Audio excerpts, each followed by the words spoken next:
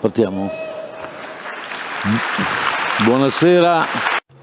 Good evening.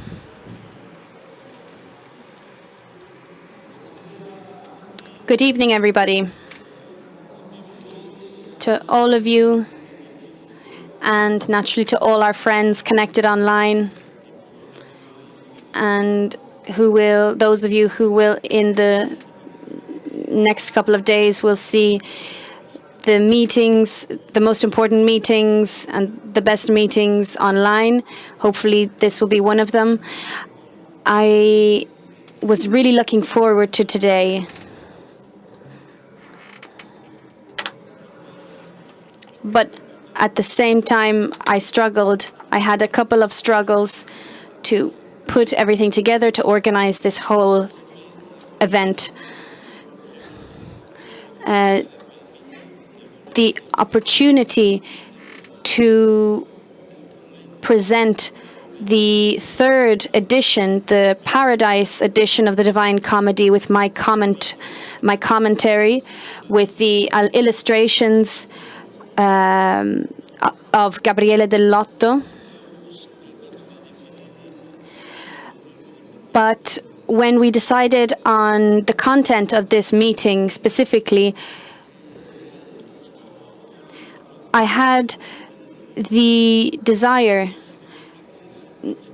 to not replicate the dialogue or the experience of the people who had written this book, and I didn't want it to be a commemoration of the centenary of Dante either. I wanted, really, considering the last 2 years that we've been going through the pandemic, the experience that I had, the encounters and the dialogue with families and schools in light of everything that's happened. We have a generation of young people that I think have paid very dearly the costs of this pandemic, and risks paying more because of these costs of our irresponsibility as adults. We are literally letting this generation slip through our hands. It's a generation that struggles. It's suffering much more than we think, than we can suspect, and much more than we have suffered ourselves. They find it difficult to find an orientation in their lives, to orient themselves in their lives.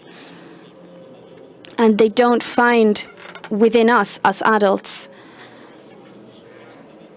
a sufficiently clear and sufficiently satisfactory proposal. So with our friends, we decided to talk about Dante, but we said, why don't we throw ourselves straight into this urgency, this crisis that families and schools are living in a very dramatic way, and not to resolve problems, pragmatic problems such as distance learning and online learning. In my view, they have already been resolved. Jesus came to us in order to fill this distance. This is not our job. This is not what we're talking about. We're here to talk about in-person learning, presence. Something came up in the last couple of days in preparation for this event, I would be so happy if from this event we would go away with one piece of information, of clarification.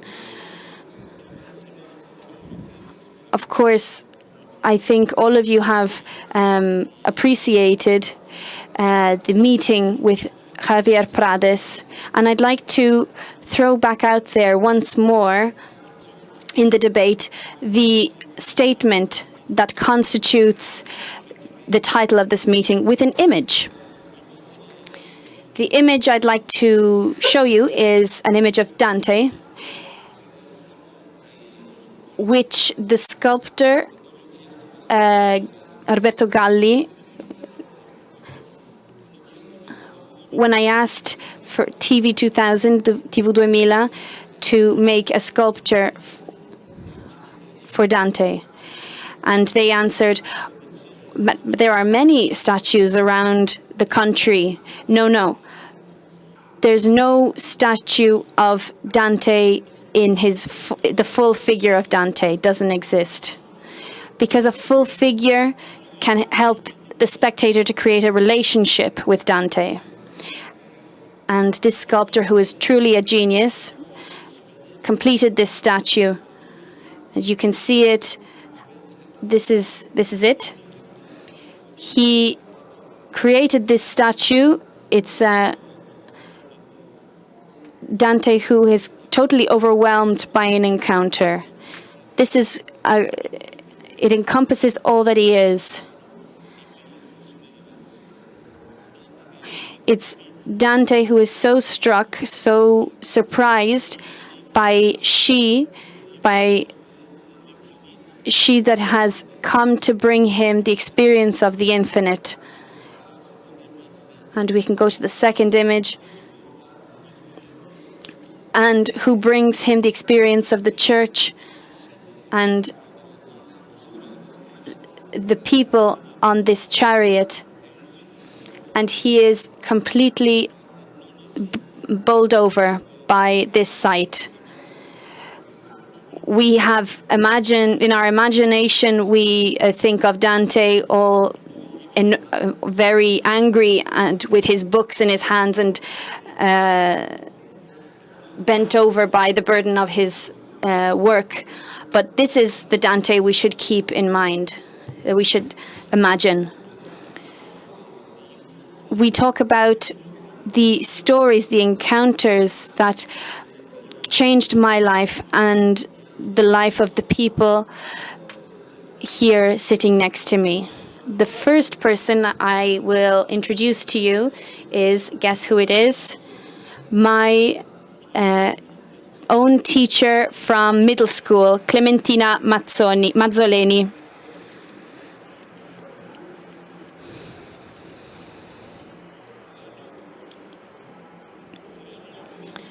Maybe it's medicines, or maybe it's the excitement, but I feel like I'm so moved I could almost cry. She was 22 when you started teaching my class,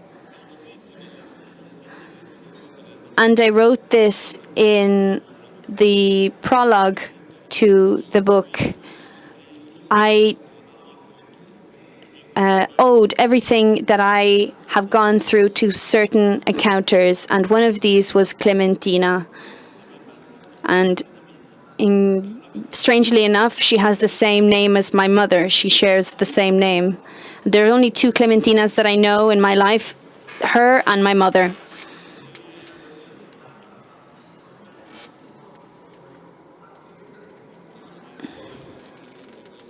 And I'll let her answer the question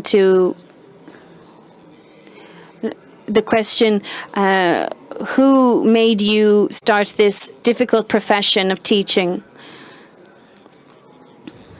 And how did you choose this profession, considering the difficulty of our class, especially me? I was not an easy student to have.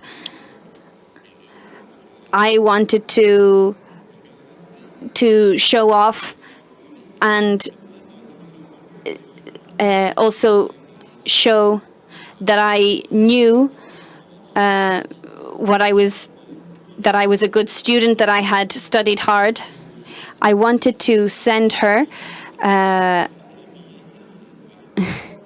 I sent her a grammatically incorrect message. My intention was to, of course, impress her, but I obtained the opposite effect. How long were you my teacher?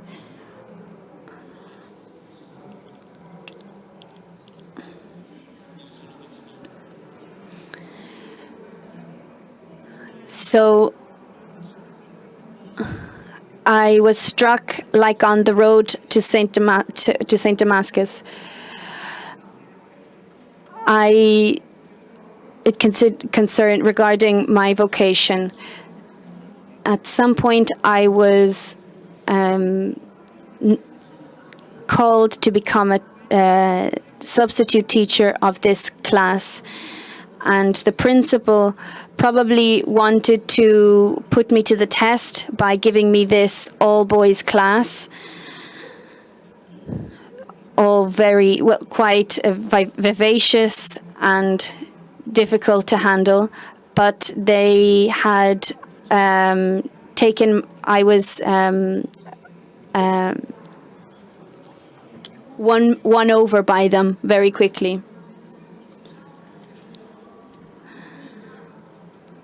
Franco was a very particular boy, a very peculiar and special person back then, since then.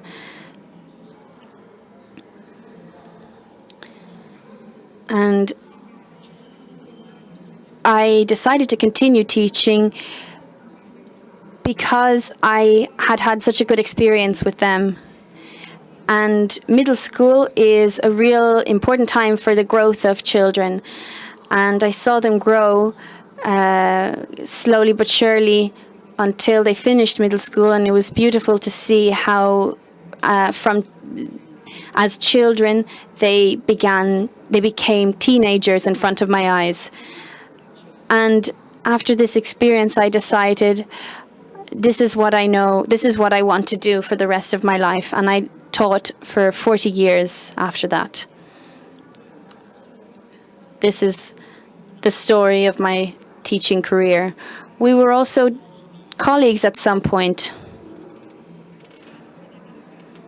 And at the end of third year, he promised he would also become a literature teacher.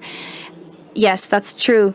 I came back to her after I finished the exam. I said, I promise I will become a literature teacher one day, because she had shown me the most important thing I had ever met. Because without that teaching, I would be, if I hadn't listened to her and spent time in her classroom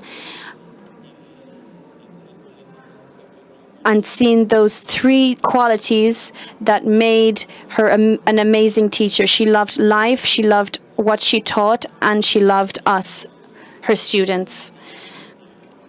And I learned all of this from her. Thank you. I was 22 and I didn't have crutches at the time.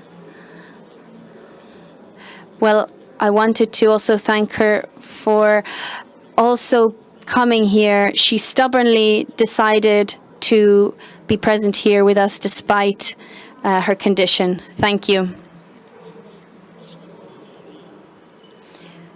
And now a bigger surprise, at least for me,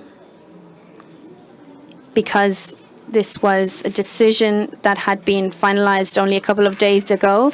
We have here a friend of ours, Fabio Volo.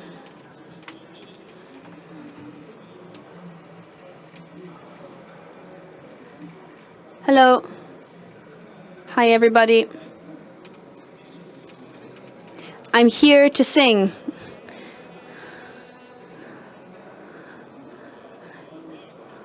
No, that's all you know probably of that song.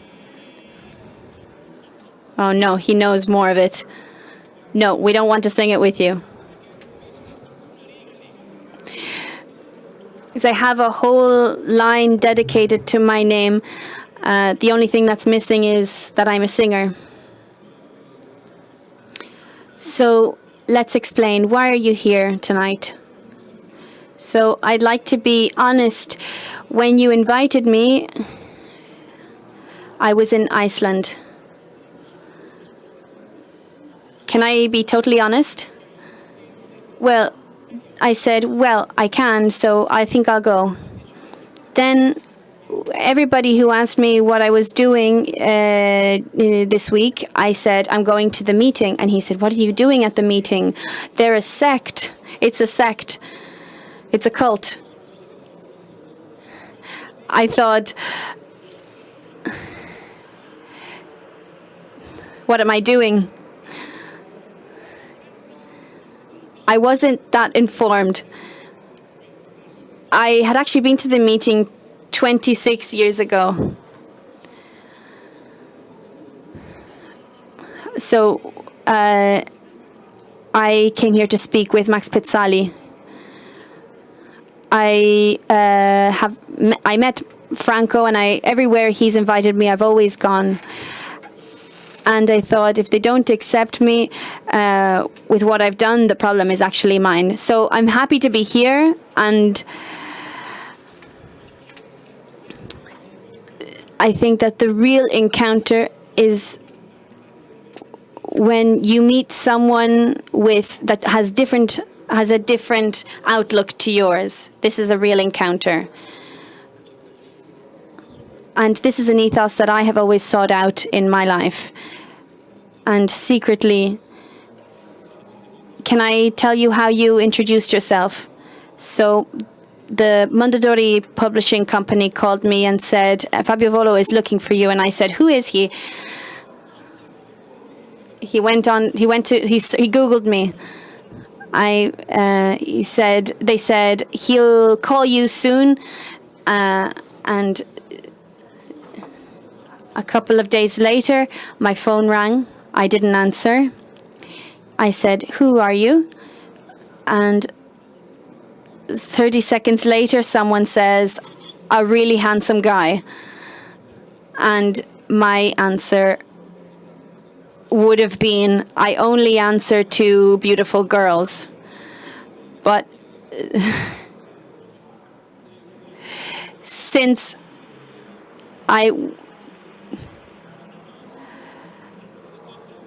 But I didn't get a chance to write this to him because he answered Fabio Volo. I'm Fabio Volo. And we started messaging each other. And I was very struck because how he introduced himself struck me quite a lot. I don't remember how I did that. I responded at some point, I don't have any answers, I only have questions. He came to my house, we had lunch together. When someone has questions, I get very interested. And in this way, we talked about Dante, and I'm not sure if this was something that people know, but he was quite competent concerning the Divine Comedy and Dante. And I said, we're going to have this meeting, why don't you come as well? In the meantime, you can listen to the testimony of these friends, and then you can tell us what you think. Amongst friends, we can talk about what comes up. I remember calling you, and I remember saying, why aren't we friends yet? I read your books and TV programs, and the more I discovered and read your books, the more I realized we should have become friends. We should have been friends. Do you want me to tell you about my passion for Dante? So I wasn't very good at school. I went to school quite early. So I always felt that I was behind, that I wasn't very prepared. But I was very passionate about reading. I had two encounters that were very important for my reading. The first was the Michelangelo biography, because it gave me a new outlook on life.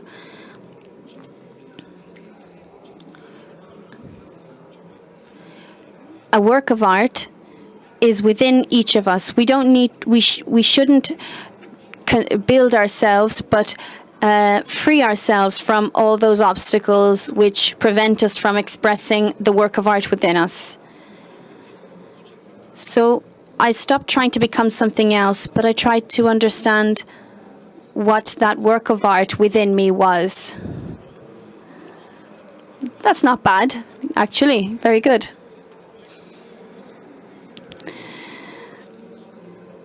Well, instead of looking like the Pietà, I looked maybe more like a bidet. And the other great encounter was with Dante.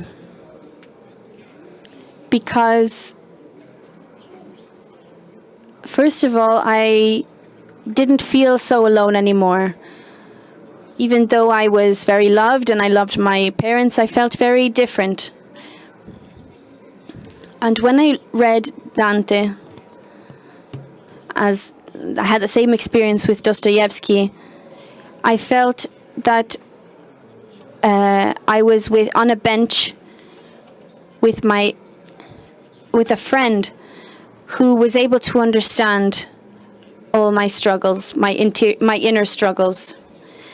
And I started to find answers to ultimate questions, to questions about the infinite. And at 16, 17 years old, I felt this strong desire to go out into the world, to travel, to meet new people, new cultures. I come from Brescia, which is quite close to Bergamo, where Franco is from, but he was born in Bergamo in Calcinate. And where I come from, if you say something different to what the general language, the general lingo is,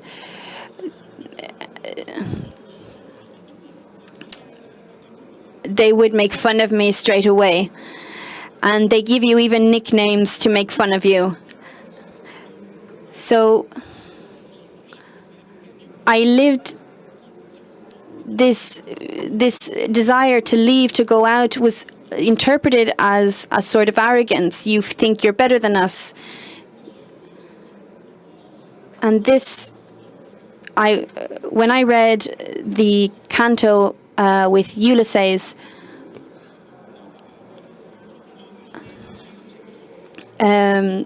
this is when I decided to go out and travel. It gave me the courage to go.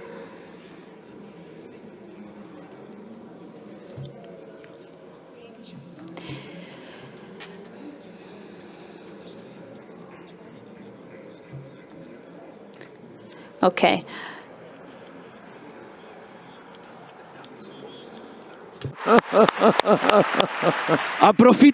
He has just quoted the canto with Ulysses from Dante's Inferno.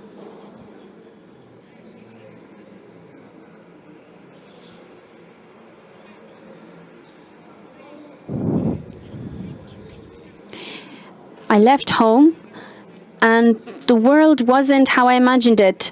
So my suffering came from a sort of resistance. Why this? Why me? I wanted to be this way.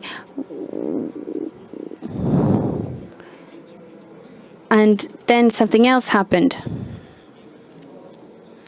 Well, this is how I interpret it.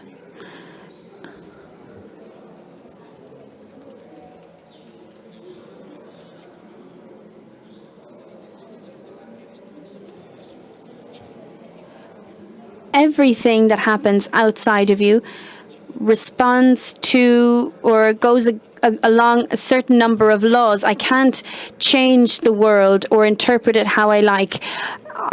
My job is to comprehend, to understand the world, not change it.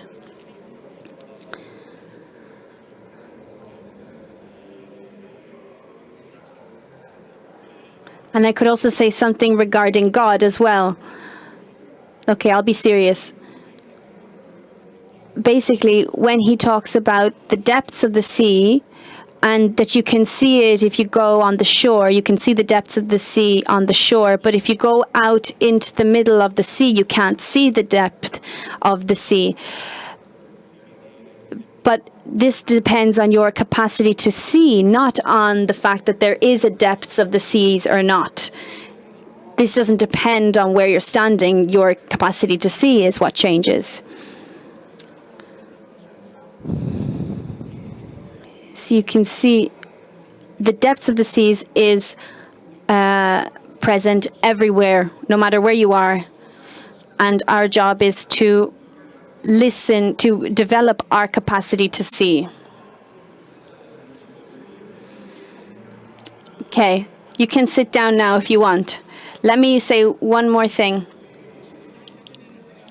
We have many generations here. I'm the youngest, as you can see. I'm the youngest. We could continue this dialogue with the following people, with the people here in front of me. Regarding the first thing you said, Fabio, I felt I was alone. I felt I wasn't alone anymore. My experience as a teacher tells me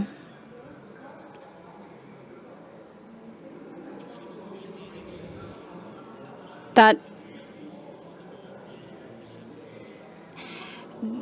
this seems very serious, a very serious problem today. It's almost like kids now feel like they have this need for truth, for goodness. Every one of them has this need. But everything, the context in which they live, makes them feel like they're a bit stupid if they feel this need within them. They feel they're the only ones to feel this need. And so either they hide these needs or they censor these needs, but they never become the starting point of a dialogue for a brotherhood or a fraternity or a relationship, the starting point of a relationship with someone older than them, an adult, or with amongst them. And instead of seeing them as the most important needs, we all have this need, these questions. And I think that the art of teaching, the art of education, is to feel this heart pulsating, this need for goodness, and to make it emerge, make it a topic for a dialogue.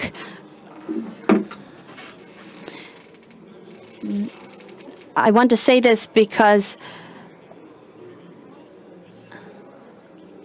what our friends have to say to us, I think, will confirm this even more and explain this more. I want to say that education is possible, and it is always possible. It is always an opportunity which is possible. Even in Auschwitz, it's possible in school. And it's possible through the teaching of Dante. I tried to teach my children, and through my children I met Valentini Paolo.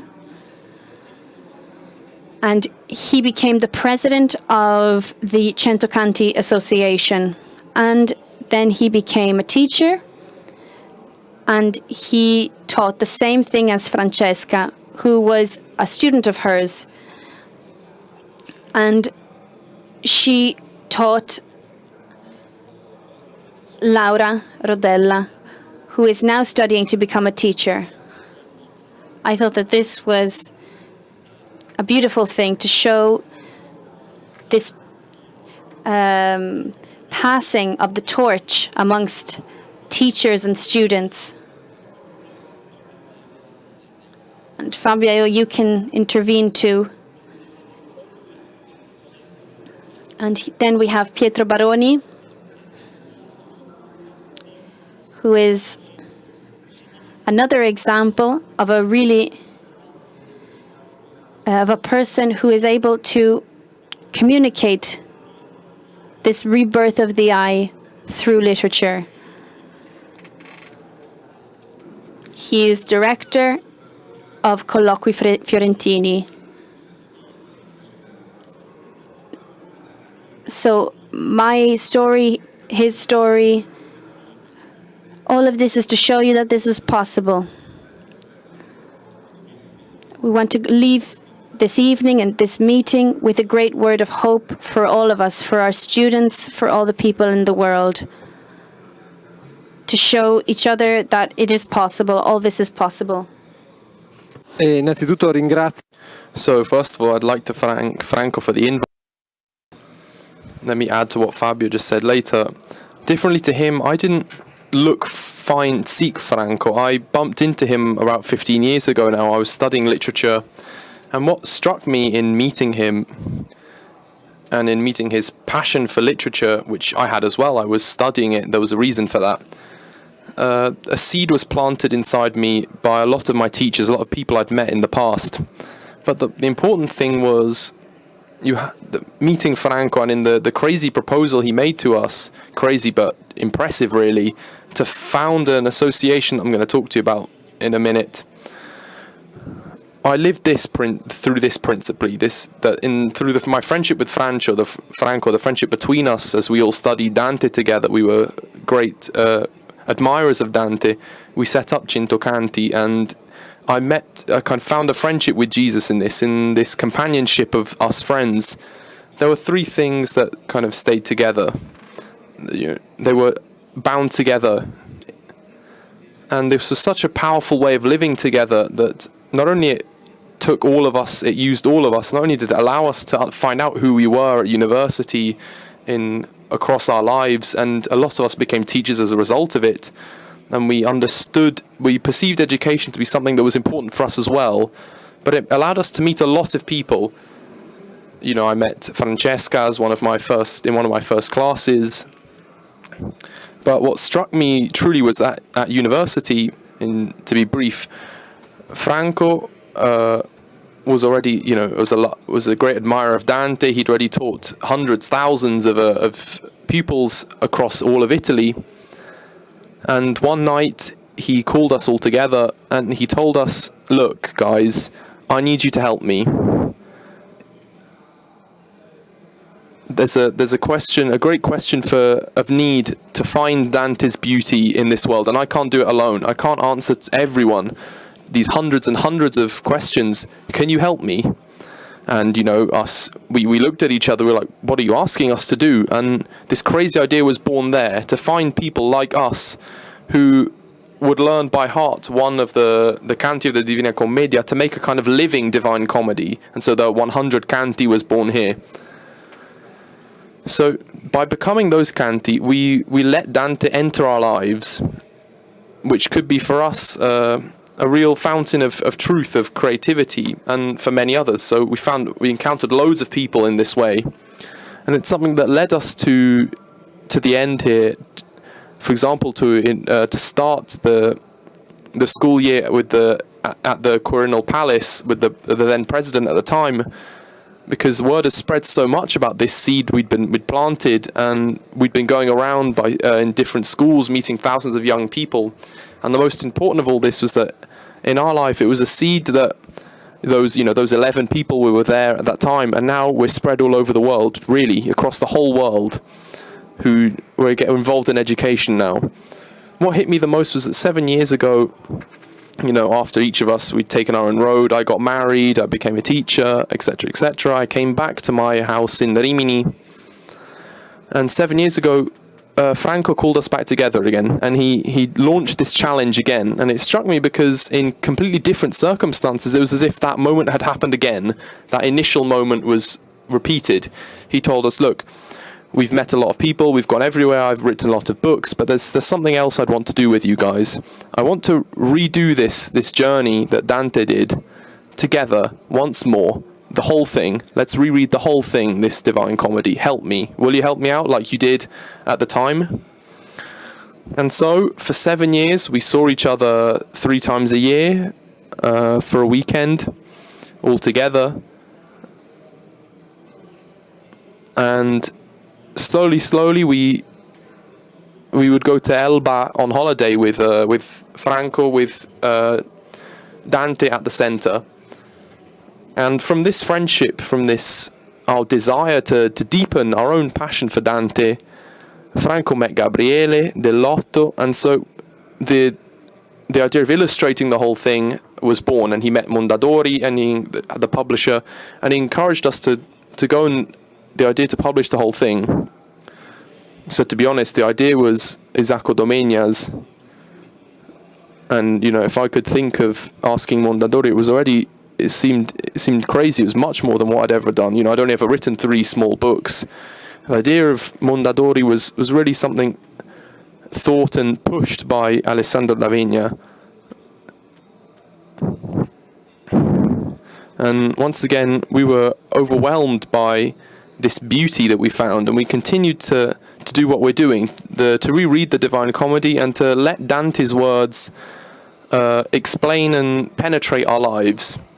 So another thing, this is it seems the most insignificant, but what I saw in Franco, but not to celebrate in this way his persona, but a method of teaching that I saw happen in my own school wherever I went.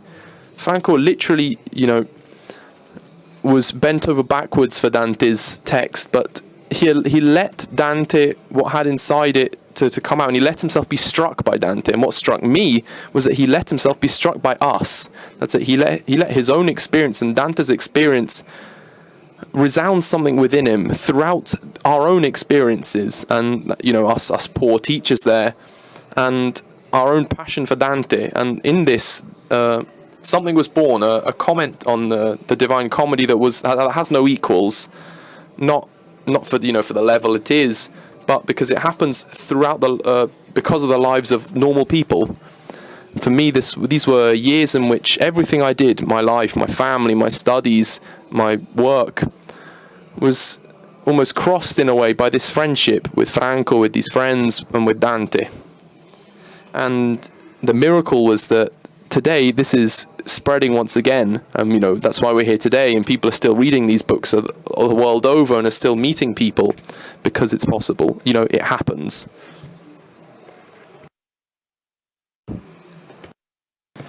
So, Fabio, feel free to butt in. You're free to butt in whenever you want. No. So we heard first from your teacher. Now we heard from you. I wanted to understand. So there's an ongoing process here. It's not something that diminishes for you. From generation to generation, something filters throughout these new people. It gets passed on. So instead of losing, when you'd pour something from one cup to another, you lose a bit on the way here. You only gain.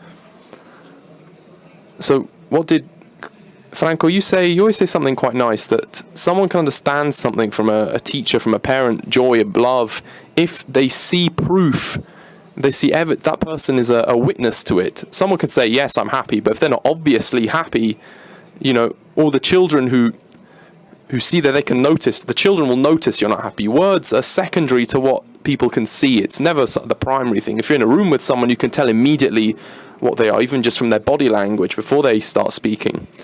So I wanted to understand what of Francesca's experience was already almost, the third step in this process. And then we'll hear Laura, who's the fourth step in this teaching chain. And then, I'm from Brescia, from Bergamo. We should let our friend here from Firenze talk eventually.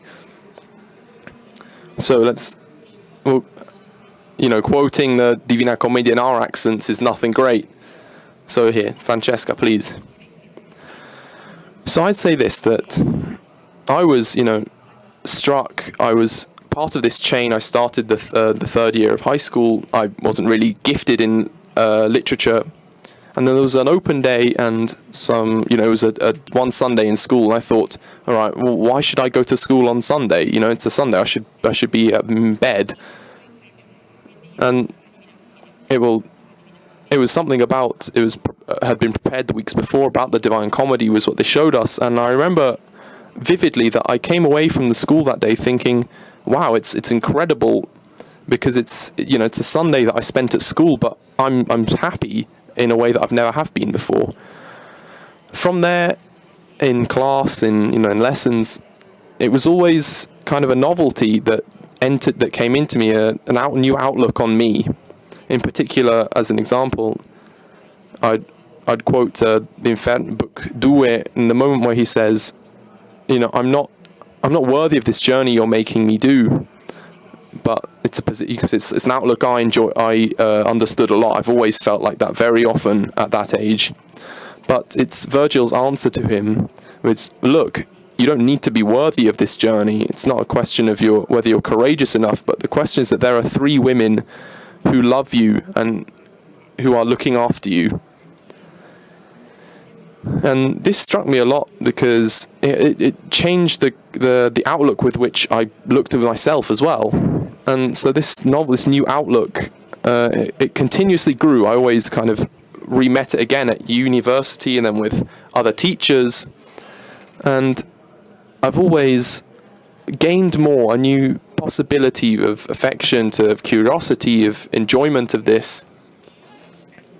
And like we've just heard, the strange thing was this new outlook is something that re-enters my day just in the way that Dante's text is in dialogue with my own students.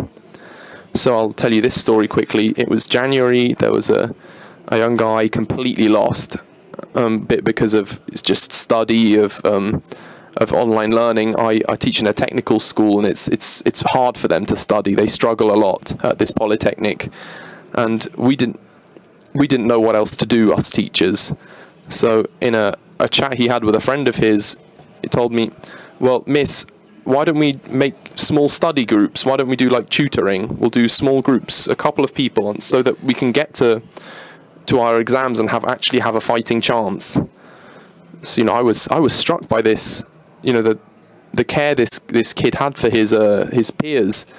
So we tell him, and he said, miss, I understood. Let's say I'm like Dante, and now 3 holy women are going to help me through this. And so what was amazing for me was he gained this. He wasn't hugely.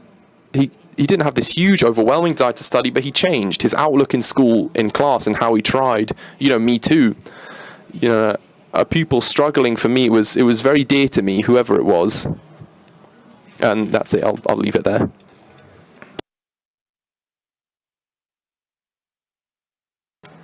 Laura, go on, it's your turn. The last step in this process, in the chain.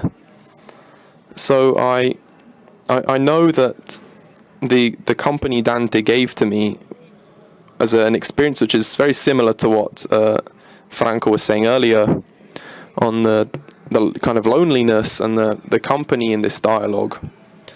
Because now, I study literature now. Before I studied at an artistic high school, and my art teachers would always make us keep a little notebook, a little exercise book in which they told us to note down everything we see in our day, very concretely, everything that struck us. So, somewhat to kind of help us learn to look, to give us a new perspective on what we saw. And in this little exercise book, I would note down a bit of what I saw and of what I thought about what I saw. And in these days, I was just flicking through one of them, thinking about this encounter I'd made.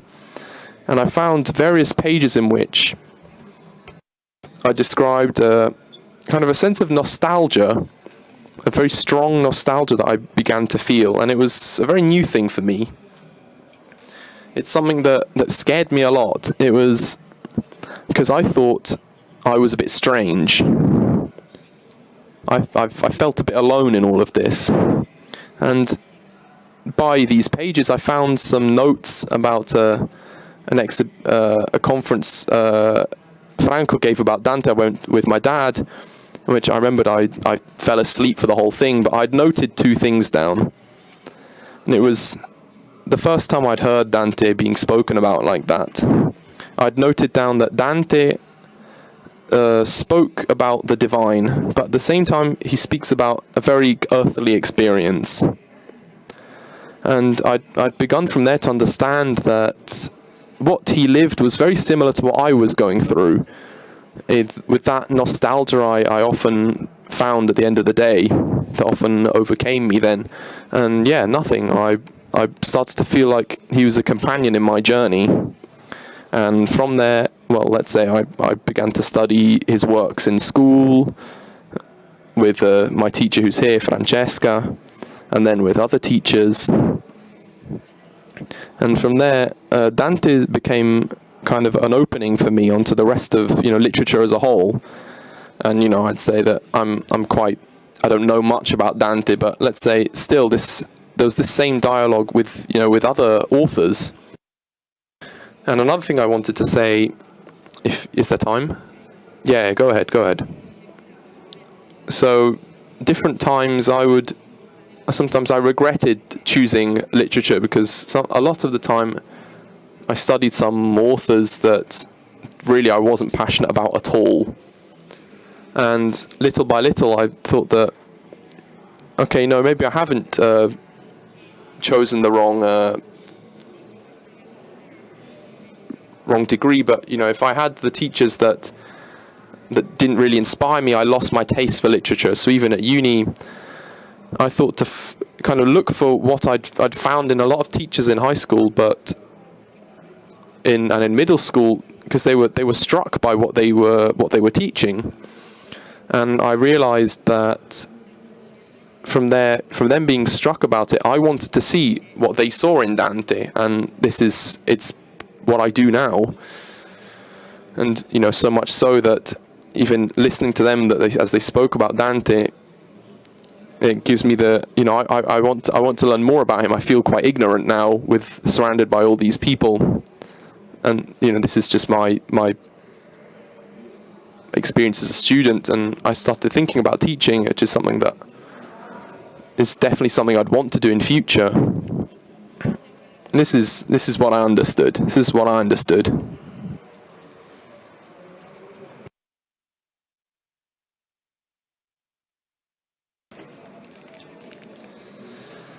So to hear this story, Dante is like, it's almost like an invisible friend people have. He's like everyone's little invisible friend. When you meet Dante, you feel less alone. You have someone who understands you, a new little friend. And it's something that's gone on we've heard about for years. It's something Plato quoted as well. So finally we found, before hearing from Gabriele, that someone who can really say it straight up that. So Fabio, can I just ask you a question here? Just to butt in here. Go on, don't stand up, don't worry. So do you have children? Yes, 2. So since, even, when we had lunch together, I had a thought. I wanted to ask you this question, so you don't answer, don't feel like you have to. But I understand, talking about education, about schools like this, that if there's a characteristic of adults in particular, about parents today, it's fear.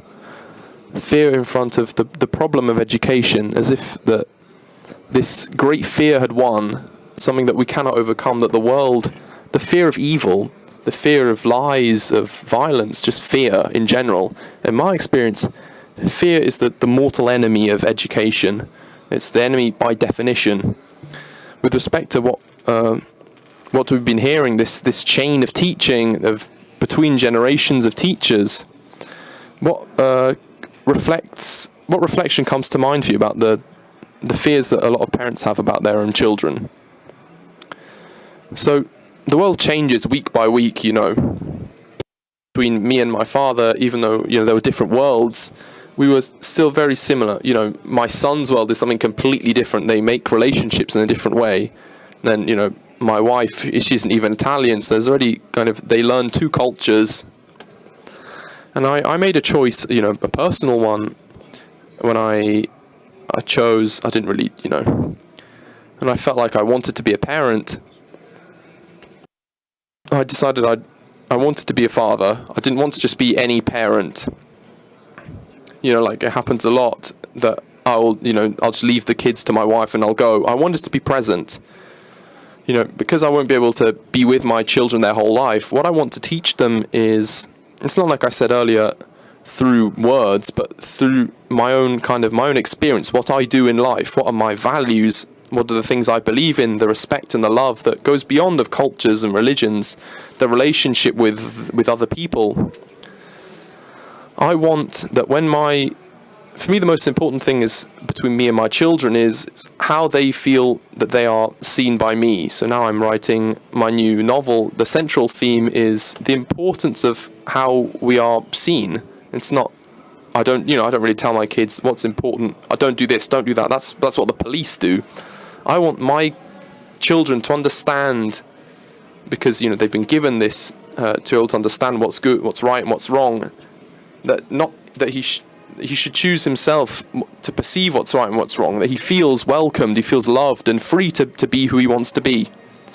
And that's what that's me. And I see a lot of problems my friends have. I've never had that, because I came from a family when they never asked to be me to be something else. I was free, and I saw within that, I went, let's not say my happiness, it's a big word, but my ability to be at peace with the world. I said at the beginning, I'm here with you now, but I'm always who I am no matter where I am. It's not like my essence changes, maybe my outlook can change, my attitude, but with my children, there are some very practical things. My kids don't have iPads, they don't have phones to play with, because I want that when I go into a restaurant, I want them to see how I talk to the waitress. I want them to see how I interact with the world. I don't want them, in a very glued to this two-dimensional world. So when they will enter this world, because they'll have to, I hope they have some more substantial tools, some stronger, more frank tools to be able to live their lives, to go about their way. I love them unconditionally, obviously.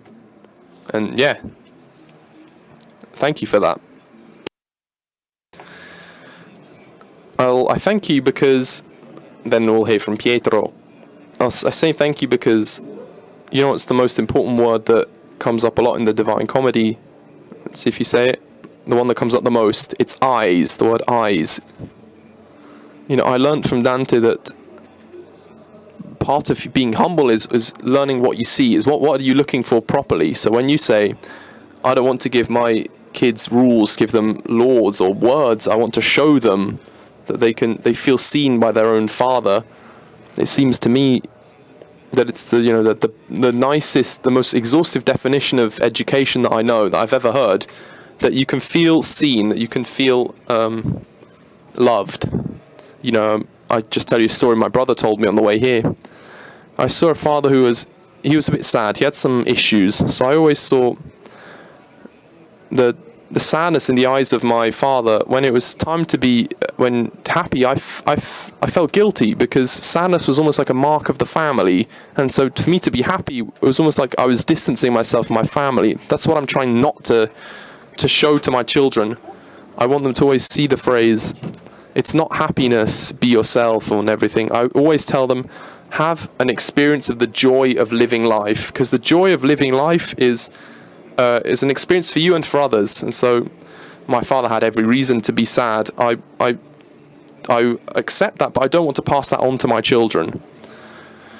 So, with my children, I want to close this circle, which, can't really or ever be closed. But, I don't want to be just like my father. I want to be better.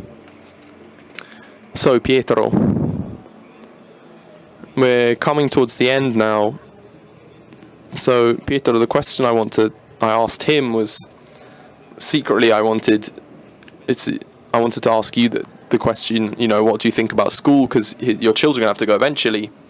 So I'll push this question to you instead. Just tell us briefly, what is Colloqui Fiorentini? And I wanted to ask you, for everyone's sake, what feeling do you have of the fact that does school educate kids really or not? Yeah. So thanks for this question. First of all, because it allows me to make a comparison here. Dante starts the Convivio quoting Aristotle and saying that it's in part of human nature the desire, to be conscious, to know. So now, it's the phrase of a Neapolitan there. It's not mine, but this is what's at play here. So we see, sadly, a lot of cases where students hate school. Fabio didn't finish school, he told us earlier. Or when they hear Dante's name, and also Leopardi or Manzoni's, they feel sick. They hate it. It's rather paradoxical because we're made to know, to learn new things. How is it possible that the reaction of so many young people is of this sort towards these people? So, I think, like we've been saying, let's talk about kind of the role of a teacher, the person of the teacher. The teacher isn't kind of this witness we've been talking about, because this understanding passes only through witnessing things, through experience. So how can a teacher be a witness? Well, a witness of what? He needs to be a witness of this consciousness, of this knowledge that either falls to him, first of all, or he won't, it can't be taught as a theory. It has to be lived. So the experience of Colloqui Fiorentini was born kind of around a bet, a group of teachers, a friendship, a company of teachers, because the companionship of teachers, because, not only can you not do much on your own, but you can't be on your own. Teachers who, for 20 years, had kind of made a bet here. Literature it's the dialogue with a human heart. And if it's the dialogue with a human heart, it's for everyone. Everyone can do it. In the Colloqui Fiorentini experience, we never decided to do literature for literature's sake, but on literature as like a window onto the human heart that speaks to everyone. Because above all, it speaks to me as a teacher, and exactly because it speaks to me as a teacher, can it therefore speak to my students? Colloqui Fiorentini is this union of Italian literature that we do every year. We focus on one author at a year. We did Dante this year, and that's the reason I'm here. Next year you'll do it on me, right? I'd love it. Well, we'll think about it. But first you have to die, right? You know that.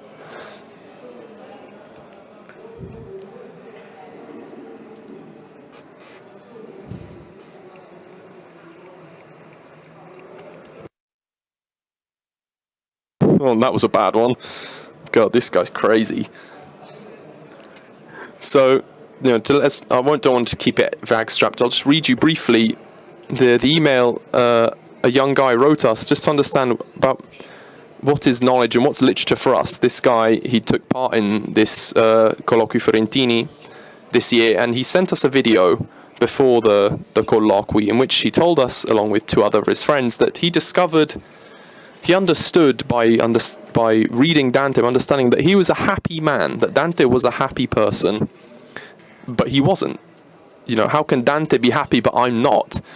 And on one hand, this made him full of admiration for Dante, but it also made him angry, because he understood that this happiness that Dante had reached, that he'd achieved, it was fleeting for him. He couldn't find it. the day after the first of those Colloqui Fiorentini, the first night, I get this email. I just want to ask you what happened today. If I'd want to find a word to describe this today, I think it would be certainly unexpected. You know, I'm an atheist. I didn't expect the distance between what we saw, the beauty of what we saw in Colloqui Fiorentini, and my own outlook that was incapable of following. I didn't understand. It's not that I was insensitive to this beauty, but rather the opposite. Today, it's a kind of my senses were awakened. It was a rediscovery, an unexpected rediscovery. You awakened my desire, just like how in the morning, when the window gets thrown open and you're forced to close your eyes. I felt a bit like that, unused to that light, unable to understand it in its completion. Almost forced in that way, not wanted but necessary, like Dante and Virgil in the second canto of Purgatory. He thinks about his journey, and he fears with his heart and with his body. He's afraid. I felt this was a bit like my own journey, and I thought I was unable to reach kind of fully. But now everything feels opened. It was like a thunderbolt that brought me fully aware of everything I've lived. An overwhelming ecstasy, but also unknown. And then the kid concludes, now, after this explosion, I'm now aware of a driving force, of a road that has to be taken. After the sadness and the boredom, I felt guilty towards myself. I felt guilty of this immobility, of this, my tiredness, because feeling guilty means realizing your own guilt, and now it's immense. You know, the desire to be a part of my own life, to be reborn, to refine myself, to choose to be a man, even, you know, embracing my own incompetencies, my own lack, my own limits. So I feel that this is what teaching means, to live literature as a personal risk on this level and at no other. I always say it, and we help each other in the leading committee at this level, that this is what literature is. This is what we have to commit to and nothing else. And it's this that allows someone to say I, truly, when he discovers that there's a road that's traversable, that there's a friend.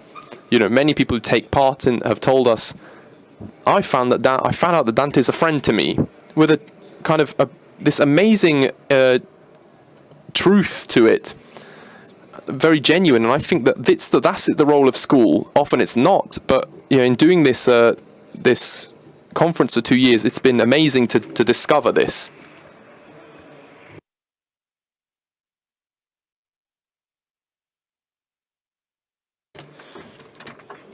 So lastly, the last person we'll hear from now, from, you know, when an eye awakes within you and it awakes other eyes, even, you know, in different professions, in things that often have nothing to do with each other, was this meeting between me and Gabriele. Most of you already know him.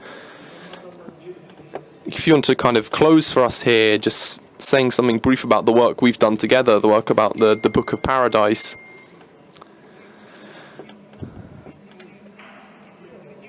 So I'd like you to reset the timer, you know, give me another hour and a half, because I've got a lot to I could talk forever about this. I'd want, you know, first of all, let me thank all of you for being here tonight, for letting me take part. You know, I could go on forever, because even just listening about everything, you know, all our friends here on the stage, you know, our last friend is Fabio. We met each other only just today, a few hours ago, but hearing this, I've understood a lot of things that you know, we could say a lot about this. So this encounter which I had with Franco,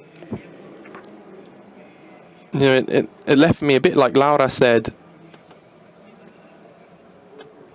You know, I found something. I thought I was a bit strange. I was alone in this thing, and when I heard for the first time, I heard Franco, I was pretty ignorant on Dante as well, very.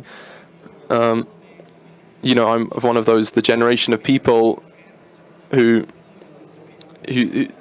studied the Divina Commedia 1 year at a time, and I couldn't be more happy to be finished, to be done with it. So for me, school often, you know, school doesn't educate you properly, doesn't show you beauty, this witness. Many teachers, you know, they give it their all, others, you know, good, and they manage, you know, thanks to their own kind of witness, their own experience of life. Because, you know, like Fabio said, and it struck me a bit, even like what Pietro said, to be honest, you know, we've kind of said, all of us, even what Clementina said, that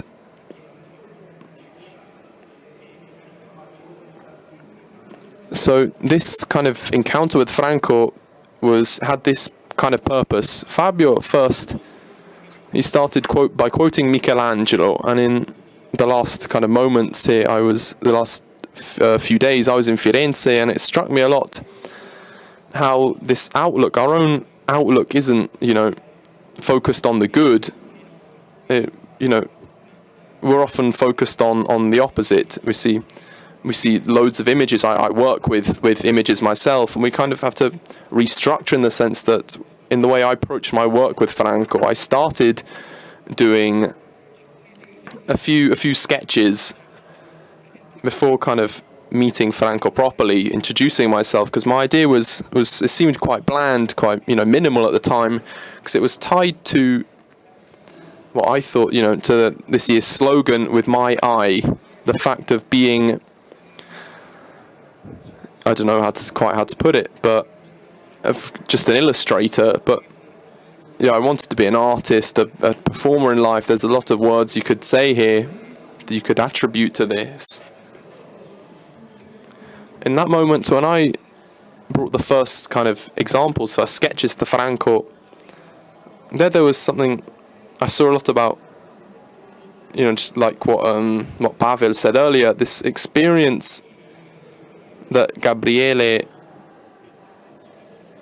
through Dante's words and through Franco, I was able to understand, to go deeply into his own history, and could produce some images that, in one way, some drawings that could show a kind of my own desire to be able to spread this message that I'd seen so strongly, that Dante was able to talk to me, Gabriele, and, you know, I knew pretty much nothing about Dante. And in time, it's true, we spoke a lot about it today, and I was invited because of Franco, because, you know, Franco does about 97.5 of these meetings, exhibitions, and sometimes they manage to bring me along, but Fabio says I'm intelligent. I'm definitely not. I'm smart by osmosis. I absorb this from Franco. My tip for students is either study hard or just get close to Franco, because you'll learn from him. He'll definitely make you smart. He certainly did to me. So what we wanted to do, sadly there's no time to do, was to kind of talk about a few images I made. But let's go back to this discussion to close about how important this outlook is. It's very important for me, in the sense that we kind of close the circle here in what Fabio said initially about what Michelangelo was saying, on the fact that in some way, until we're brave enough to say this, you know, I've got the picture I drew for Paradiso on the cover. I, you know, kind of had a flash of a thought. Everything we've heard, the stories we've told, there's always this kind of being accompanied by someone, by someone who loves you. And for me, it's become essential for me, even in when I came to confront this work, because the images I produced, the illustrations I made, you know, obviously Franco's good because he's got everyone who helps him. There's 15 of them. I'm on my own making this, but I'm not alone, because I've also got them. They helped me to be able to visualize what Dante was describing in a way that was, in it, so deep in its minutiae, in the way that when I spoke to them, it's what, like Paolo said, they put their own experience into it. They poured their own witness into it for me that made contact with my own life, through which the images I made, for good or for bad, some people might not agree with the way I've presented some things, but this is kind of fundamentally, it's where there is truth for me. To be able to say, at least for me, I met Dante through these illustrations I made through these various books. And I hope this is enough. So, let's show just one, and I'll talk about it. Per esperienza, che sono stato tante volte sul palco, ho presentato anche TV, così, non è una bomba quella. Non è? Non è una bomba. E se non chiudiamo esplode. We could also continue beyond the time that's been allotted to us. Of course, we won't have a bomb explode in the middle of the hall. We shouldn't worry that much.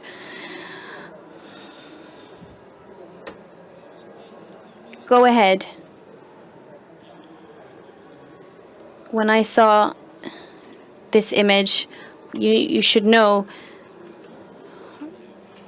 with the Hell edition, you can see devils, demons, purgatory. Things change quite a lot, but paradise is really, how can we illustrate paradise, showing the spectator, showing the viewer what Dante sees, what he sees as he walks. Paradise is mainly made up of light. I joked saying that he would risk making a catalog for Enel. Light. It's all light everywhere. This is an image, the image that struck me the most out of all of them. We have a very good director. I saw that he was slightly adjusting the image. Would it be possible to increase the whiteness of this image, to increase the light? Because from the screen I can see it, but there you go. He's very good, as you can see.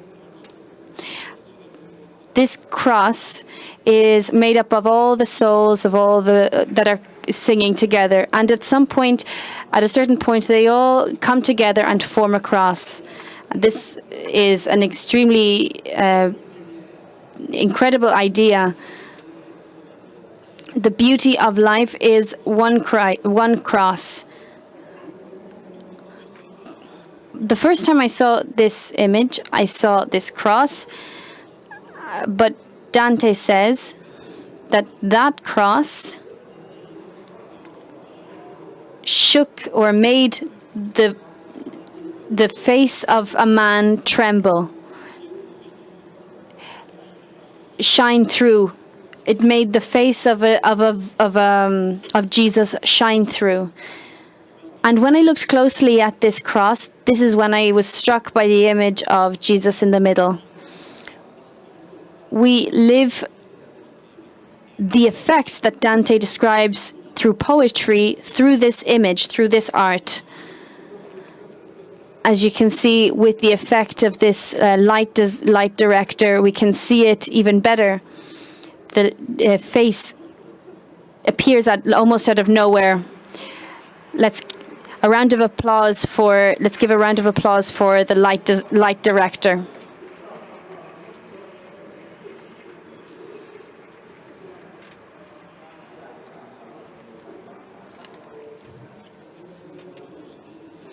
"33 images like this one are worth the whole book." So I would just conclude by really thanking every one of our guests and thanking all of you. And I'd like to say one last thing. And I was reminded of this by looking at this image. All that we have said This unity is impressive. The unity that is desired and awaited, that appears around a presence in the form of a cross, in other words, in the form of a sacrifice. And the word sacrifice is a word that we should learn, we should relearn.